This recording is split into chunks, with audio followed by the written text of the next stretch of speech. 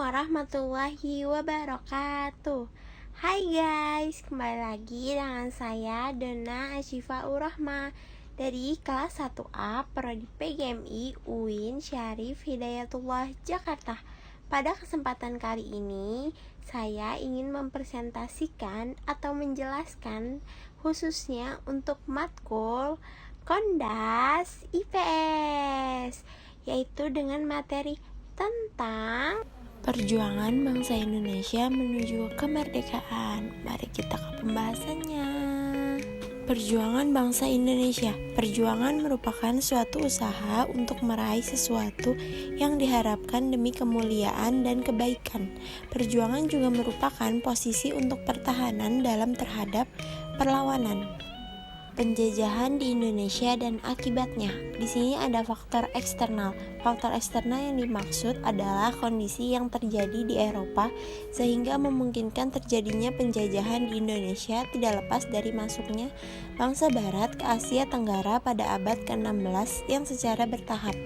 Di sini juga ada faktor internal, yaitu yang pertama ada kontak perhubungan perdagangan, yang kedua ada penghasil rempah-rempah terbesar. Karakteristik perjuangan bangsa Indonesia dalam mencapai kemerdekaan. Yang pertama, pada masa pergerakan nasional. Di sini ada organisasi-organisasi, yaitu Organisasi Budi Utomo, Organisasi Serikat Islam, Indische Partij, Perhimpunan Indonesia, Partai Nasional Indonesia, Partai Indonesia Raya, Gabungan Politik Indonesia, dan Sumpah Pemuda. Yang kedua, karakteristik perjuangan bangsa Indonesia pada masa menjelang kemerdekaan. Pada masa pendudukan Jepang, kehidupan partai politik benar-benar dipetiaskan sepenuhnya dengan adanya kebebasan berpartai politik bagi masyarakat. Jajahan merupakan bumerang baginya.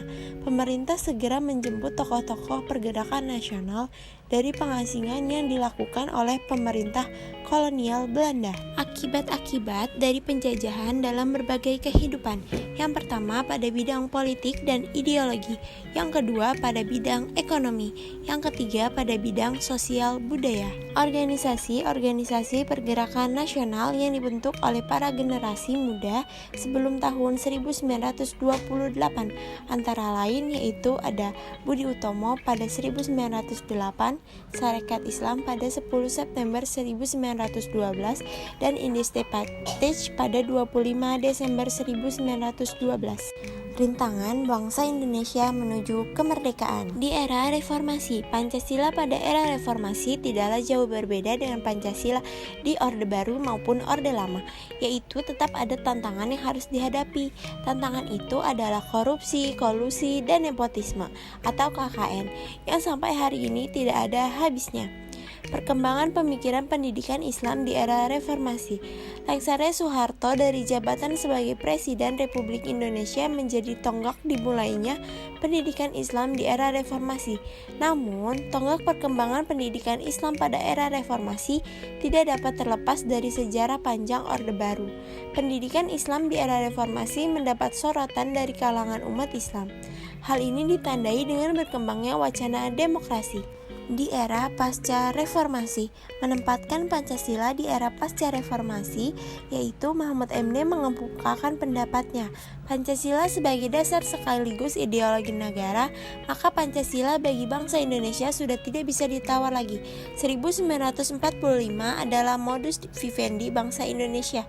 Pancasila sangat cocok dengan realitas bangsa Indonesia dengan berbagai kepentingan yang semula mungkin saling bertentangan secara diametral. Hambatan perempuan dalam berpolitik. Tantangan bagi perempuan dalam berpolitik terjadi hampir di seluruh daerah di Indonesia. Tantangan ini dilatar belakangi oleh masih kuatnya nilai-nilai agama dan sosial ekonomi dari kaum perempuan. Namun, tantangan yang paling kuat terjadi ada pada pembagian batas jenis kelamin karena kodratnya sebagai perempuan. Kebebasan berekspresi, seperti halnya isu kebebasan beragama, kebebasan berekspresi relatif merupakan item baru dan dalam wacana Islam. Ini merupakan bagian dari isu yang lebih besar, yaitu kebebasan sipil yang meliputi kebebasan berserikat, kebebasan berkumpul, kebebasan beragama, dan kebebasan berbicara. Dengan tidak adanya wacana kebebasan berekspresi dalam pemikiran Islam klasik, maka secara umum dapat dimaklumi jika umat Islam di zaman modern ini mengalami kesulitan besar dalam menyikapi persoalan tersebut. Pandangan Islam tentang penjajahan dan pentingnya mempertahankan bangsa dan negara. Lemahnya pendidikan membuat masyarakat Indonesia mengalami krisis pengetahuan dan jatuh dalam jurang kebodohan. Hal ini menjadi sebuah alasan mengapa penjajah Belanda, Jepang, dan Inggris mampu berkuasa di Indonesia. Perlawanan kepada Belanda, Jepang, dan Inggris dimaknai sebagai perjuangan seorang muslim melawan kezaliman. Mengenai hukum membela tanah air dan mempertahankan kemerdekaan Indonesia, Kiai Haji Hashim Asy'ari mengatakan bahwa umat Islam Indonesia wajib membela tanah airnya dari bahaya dan ancaman kekuatan asing. Resolusi jihad dapat dinilai sebagai manifesto nasionalisme kiai dan ulama Indonesia dalam menegakkan kemerdekaan Indonesia yang baru saja dibangun pendiri bangsa. Itu saja penjelasan dari saya, kurang lebihnya mohon maaf. Terima kasih. Wassalamualaikum warahmatullahi wabarakatuh. Bye bye.